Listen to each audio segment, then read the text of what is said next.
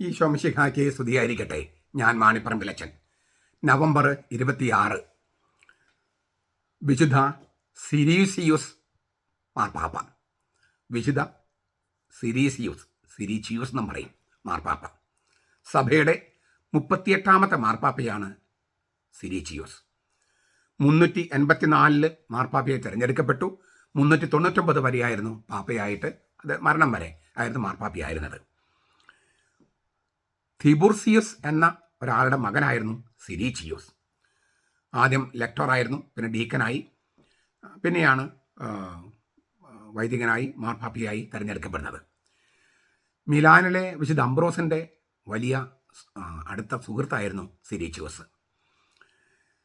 ജനിച്ചത് 334 ക്രിസ്തുവർഷം 334 റോമിലാണ് ജനിച്ചത്. ഇറ്റലിയിലെ റോമിലാണ് ജനിച്ചത്. ഞാൻ പറഞ്ഞു 384 മാർപ്പാപ്പയെ തിരഞ്ഞെടുക്കപ്പെട്ടത്. മരിച്ചത് 399. ഇദ്ദേഹം മാർപ്പാപ്പയെ തിരഞ്ഞെടുക്കപ്പെട്ട സമയത്ത് ഒരു ആൻറ്റി പോപ്പായിട്ട് ഉർസീനൂസ് എന്ന് പറഞ്ഞ ആൾ തിരഞ്ഞെടുക്കപ്പെടില്ല, സ്വയം പ്രഖ്യാപിച്ചു ഒരു എതിർ മാർപ്പാപ്പ ഉർസീനൂസ്. പക്ഷേ ആരും അദ്ദേഹത്തെ സപ്പോർട്ട് ചെയ്തില്ല. അങ്ങനെ അതങ്ങ് അദ്ദേഹത്തിൻ്റെ ക്ലെയിം, ഞാനാണ് മാർപ്പാപ്പ എന്നും പറഞ്ഞ് വന്ന ഉർസീനൂസിൻ്റെ എതിർ മാർപ്പാപ്പയുടെ അവകാശവാദം അങ്ങനെ തന്നെ കെട്ടുപോയി. ഈ മാർപ്പാപ്പയായി തിരഞ്ഞെടുക്കപ്പെട്ട സിരീച്ചിയൂസ് വളരെയധികം കാര്യങ്ങൾ ചെയ്തിട്ടുണ്ട്. ഒരു പ്രധാനപ്പെട്ട കാര്യം എന്ന് പറയുന്നത്, മാർപ്പാപ്പ പ്രസിദ്ധം ചെയ്യുന്ന രേഖകൾ സഭയിൽ എല്ലാവരുടെയും എത്തണമെന്നും എല്ലാവരുടെയും വായിക്കണമെന്നും അതിന് സഭയിലാകെ പ്രചാരം ലഭിക്കണമെന്നും നിർദ്ദേശം വെച്ചത്, അല്ലെങ്കിൽ നിർബന്ധം വെച്ച അദ്ദേഹമാണ്. മാർപ്പാപ്പയുടെ പ്രബോധനങ്ങൾ, ഔദ്യോഗിക പ്രബോധനങ്ങളൊക്കെ സഭയിൽ ആകമാനം പ്രചാരം ലഭിക്കണമെന്ന് അക്കാര്യം നടപടികളെടുത്ത ആളാണ് ഈ സിരീച്ചിയൂസ് മാർപ്പാപ്പ.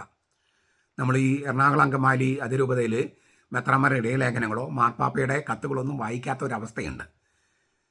അത് ഈ സഭയോടുള്ള അനാദരവ്, മാർപ്പാപ്പയോടുള്ള അനാദരവ് മാത്രമല്ല, സഭ എന്നുള്ള ആ ഐക്യതയോടുള്ള കൂട്ടായ്മയോടുള്ള വെല്ലുവിളി കൂടിയാണ്. അങ്ങനെ വരുമ്പോഴാണ് ഈ ശീഷ്മയായിട്ടും പാഷാണ്ഡതയായിട്ടൊക്കെ മാറുന്നത്. അങ്ങനെ സംഭവിക്കാതിരിക്കാൻ സഭ എന്താണ് പഠിപ്പിക്കുന്നതെന്ന കാര്യം എല്ലാവരും അറിയാൻ വേണ്ടിയിട്ടാണ് മാർപ്പാപ്പ പറഞ്ഞത്. മാർപ്പാപ്പയുടെ ലേഖനങ്ങൾ, പ്രത്യേകിച്ച് ഔദ്യോഗിക ലേഖനങ്ങളൊക്കെ സഭയിൽ വ്യാപകമായിട്ട് പ്രചരിക്കാനുള്ള സംവിധാനം ചെയ്യണം. നമ്മൾ പലപ്പോഴും ഒരു ചാക്രിക ലേഖനം പോലും നമ്മൾ പലപ്പോഴും വായിക്കില്ല. വായിച്ചത് നമുക്കത് മനസ്സിലാകണമെന്നില്ല. 2 പ്രാവശ്യം 3 പ്രാവശ്യം വായിക്കാനും. എന്തുകൊണ്ടങ്ങനെ? ഈ സഭ ചെയ്യുന്ന ഏറ്റവും പ്രധാനപ്പെട്ട സംഗതികളിൽ ഒന്നാണ് മാർപ്പാപ്പയുടെ ചാക്രിക ലേഖനങ്ങൾ. അതുപോലെ ശ്ലൈഹിക ആഹ്വാനങ്ങൾ, അപ്പസ്റ്റോലിക് എക്സോർട്ടേഷൻസ്, അതെല്ലാം നമ്മളെല്ലാവരും പഠിക്കാനായിട്ട് ബാധ്യതയുള്ളവരാണ്. ഓരോ കാലയളവിനും വേണ്ട വചനവ്യാഖ്യാനത്തിൻ്റെ പുതിയ രീതികൾ, ഊന്നൽ കൊടുക്കേണ്ട സംഗതികൾ എന്താണ്, അതാണ് ഒരുപാട് പഠിച്ചിട്ടാണ് ഇതെല്ലാം ചെയ്യുന്നത്. ഈ ഔദ്യോഗികമായുള്ള പ്രബോധനങ്ങൾ അത് വ്യാപകമായിട്ട് ചർച്ച ചെയ്യപ്പെടണമെന്ന് മാർപ്പാപ്പ നിർബന്ധം വെച്ചത് അത് ഇദ്ദേഹത്തിൻ്റെ കാലത്താണ് തുടങ്ങിയത്.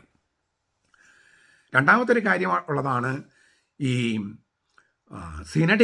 ഒരു സൂനദോസ് 386 ജനുവരി മാസത്തിൽ വിളിച്ചു കൂട്ടി ഇറ്റലിയിൽ, റോമിൽ, ഈ സിരീച്ചിയൂസ് മാർപ്പാപ്പ. അതിൻ്റെ പ്രധാനപ്പെട്ട ലക്ഷ്യം കാനൻ ലോ ഒന്ന് റീഅഫേം ചെയ്യുക, ഇല്ലേ, പുനർസമർത്ഥിക്കുക. അതുപോലെ തന്നെ ക്ലർജി, അതുപോലെ ലെയ്റ്റി, അൽമായർക്കും വൈദികർക്കൊക്കെ കൃത്യമായ പെരുമാറ്റച്ചട്ടം, ഡിസിപ്ലിൻസ്, അച്ചടക്ക നടപടികൾ എടുക്കേണ്ടി വരും ചിലപ്പോൾ. ഇതും നമ്മൾ വളരെ പ്രസക്തമായ സംഗതിയാണ്. ഈ 4-ാം നൂറ്റാണ്ടിലെ മാർപ്പാപ്പ ഇല്ലേ, പെരുമാറ്റച്ചട്ടം വേണം, വൈദികർക്ക് അൽമായർക്കെല്ലാം പെരുമാറ്റച്ചട്ടം വേണം എന്ന് നിർദ്ദേശിക്കുകയും അതിൽ അദ്ദേഹം സമർത്ഥിക്കുകയും ചെയ്തു, നടപ്പാക്കാൻ ശ്രമിച്ചു സിരീച്ചിയൂസ് മാർപ്പാപ്പ. ഇന്നും എത്ര പ്രസക്തമാണെന്ന് നോക്കുക. ഈ പെരുമാറ്റച്ചട്ടം ഇല്ലാത്തതിൻ്റെ എന്തെല്ലാം പ്രശ്നങ്ങളാണ് നമ്മുടെ സഭകളിൽ നടന്നുകൊണ്ടിരിക്കുന്നത്. എല്ലാ സഭകളിലും ഉണ്ട്, സീറോ മലബാർ സഭയിൽ മാത്രമൊന്നുമല്ല, എല്ലാ സഭകളിലും ഉണ്ട്. അപ്പോൾ ഈ പെരുമാറ്റച്ചട്ടമൊക്കെ വേണമെന്ന്, അച്ചടക്കം വേണം, അച്ചടക്കം ലംഘിച്ചാൽ നടപടികൾ വേണമെന്നൊക്കെ നിർദ്ദേശിച്ചതും നടപ്പാക്കാൻ ശ്രമിച്ചതുമായ ഒരു മാർപ്പാപ്പയാണ് സിരീച്ചിയൂസ് മാർപ്പാപ്പ 4-ാം നൂറ്റാണ്ടിൽ. അതുപോലെ 390-392 കാലയളവിൽ മറ്റൊരു സൂനദോസ് അദ്ദേഹം വിളിച്ചു കൂട്ടി. അത് ഉപവാസത്തിൻ്റെ നന്മ എന്ത്, ഇല്ലേ, ഉപവാസം വേണ്ട എന്നുള്ളൊരു പ്രചാരം ഉണ്ടായിരുന്നു. അതല്ല, പിന്നെ കൃപ മാത്രം മതി, സൽപ്രവർത്തികൾ വേണ്ട എന്നൊരു ചിന്തയുണ്ടായിരുന്നു. അല്ല, സൽപ്രവർത്തികൾ വേണം, ഇല്ലേ, പ്രവർത്തികൾക്കനുസരണമാണ് വിധി എന്ന് ബൈബിളിൽ പല പ്രാവശ്യം പറഞ്ഞിട്ടുണ്ട്. അതുകൊണ്ട് കൃപയാൽ, വിശ്വാസം കൊണ്ട് കൃപയാലാണ് രക്ഷിക്കപ്പെട്ടെന്ന് പറഞ്ഞാലും സൽപ്രവൃത്തികൾ വേണ്ടെന്ന് ബൈബിൾ ഒരിക്കലും പറഞ്ഞിട്ടില്ല. അതുകൊണ്ട് തന്നെ പ്രൊട്ടസ്റ്റന്റ് വിപ്ലവത്തിന് മുമ്പ് തന്നെ ഈ പ്രശ്നങ്ങളുണ്ടായിരുന്നു. കൃപ മാത്രം മതി, കൃപ മാത്രം മതി, സൽപ്രവൃത്തികൾ വേണ്ടാന്ന്.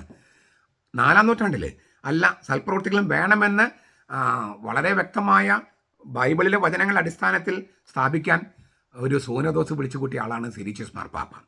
അതുപോലെ തന്നെ ബ്രഹ്മചര്യ ജീവിതവും ഈ റിലീജിയസിനും വൈദികർക്കും നല്ലതാണ് എന്നതും അക്കാലത്ത് ചർച്ചയായി.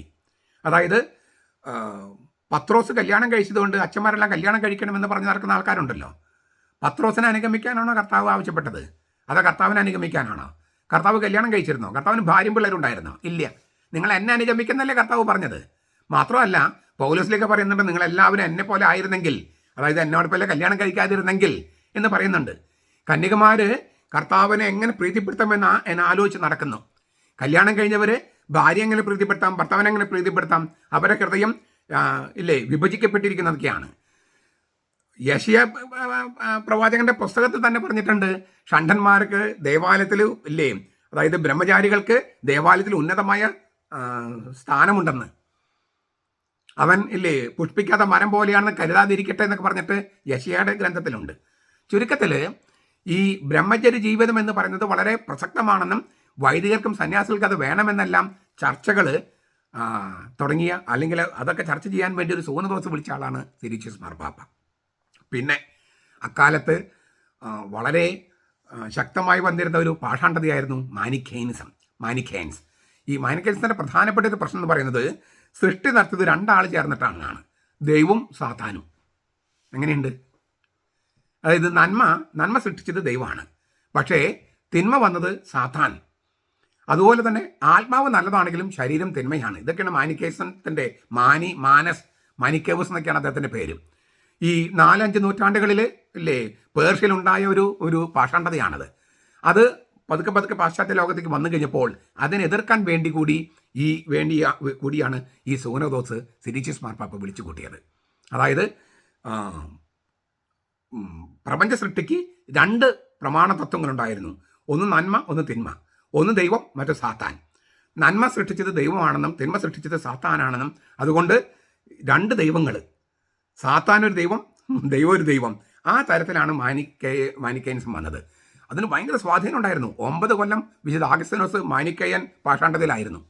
പിന്നെ ഇതിൻ്റെ ഈ സ്ഥാപകരുമായിട്ട് പരിചയപ്പെട്ടു വന്നപ്പോഴാണ് സത്യത്തിൻ്റെ ഒരു അംശം പോലും അതിനകത്ത് ഇല്ലെന്ന് മനസ്സിലാവുകയും 40 ഗ്രന്ഥങ്ങൾ ആഗസ്തീനോസ് ഈ മാനിക്കൈസിനെതിരെ എഴുതുകയും ചെയ്തു. 9 കൊല്ലം മാനിക്കൈസിൽ പോയ ആള് പിന്നെ 40 ഗ്രന്ഥങ്ങൾ ഈ മാനിക്കൈസിനെതിരെ എഴുതി ആഗസ്തീനോസ്. നമ്മുടെ ചില പെന്തക്കോസ്ത ദൈവസഭക്കാരും യഹോവസാക്ഷികളൊക്കെ അതിൽ പോയി കുറച്ചുമ്പോൾ തിരിച്ചു വരുന്നില്ലേ? ഇപ്പം തിരിച്ചു വരവിൻ്റെ ട്രെൻഡാണ്. അപ്പോൾ അവർക്ക് കൂടുതൽ കാര്യങ്ങൾ അറിയാം, എന്താണ് അവരുടെ ഇടയിൽ നടക്കുന്ന പാഷാണ്ഡതയുടെ ബാഹുല്യവും അതിൻ്റെ ആഴവും. അപ്പോൾ ഈ തിരിച്ചു വന്ന പെന്തക്കോസ്ത പാസ്റ്റർമാർക്ക് കുറച്ചുകൂടി അവരുടെ പാഷാണ്ഡതയെ എതിർക്കാനുള്ള ശക്തി ഉണ്ടാകട്ടെ എന്ന് നമുക്ക് പ്രതീക്ഷിക്കാം, പ്രാർത്ഥിക്കാം. ചുരുക്കത്തിൽ ഈ സിരിച്ചിയസ് മാർപ്പാപ്പ ഒരുപാട് കാര്യങ്ങൾ സഭയ്ക്ക് വേണ്ടി ഒരുപാട് കാര്യങ്ങൾ ചെയ്തിട്ടുണ്ട്. അങ്ങനെ ഇങ്ങനെയുള്ള കാര്യങ്ങളിലൂടെയാണ് വിശുദ്ധി പ്രാപിക്കണം എന്നുള്ള കാര്യം ഞാൻ വീണ്ടും ആവർത്തിക്കുക. ഈ ക്ഷമിക്കുക, പൊറുക്കുക ഒന്നും എതിര് പറയരുത്, സഹവൈദികരോടൊന്നും ഒന്നും പറയാൻ പാടില്ല എന്നെല്ലാം പറഞ്ഞിട്ടുള്ളൊരു തീർത്തും ഉപരിവിപ്ലവമായ ഒരു സ്പിരിച്വാലിറ്റിയാണ് ഈ സിരിച്ചിയസ് മാർപ്പാപ്പയ്ക്ക് ഉണ്ടായിരുന്നെങ്കിൽ മാനിക്കൈസം എന്ന പാഷാണ്ഡത എതിർക്കാൻ പറ്റുമായിരുന്നോ? സഭ തന്നെ നശിച്ചു പോകുമായിരുന്നില്ലേ? അപ്പോൾ ഈ പാഷാണ്ഡതയിൽ പോകുന്ന വൈദികർക്കെതിരെ സംസാരിക്കേണ്ടത് സ്പിരിച്വാലിറ്റിയുടെ, വിശുദ്ധിയുടെ അടിത്തറയാണ്.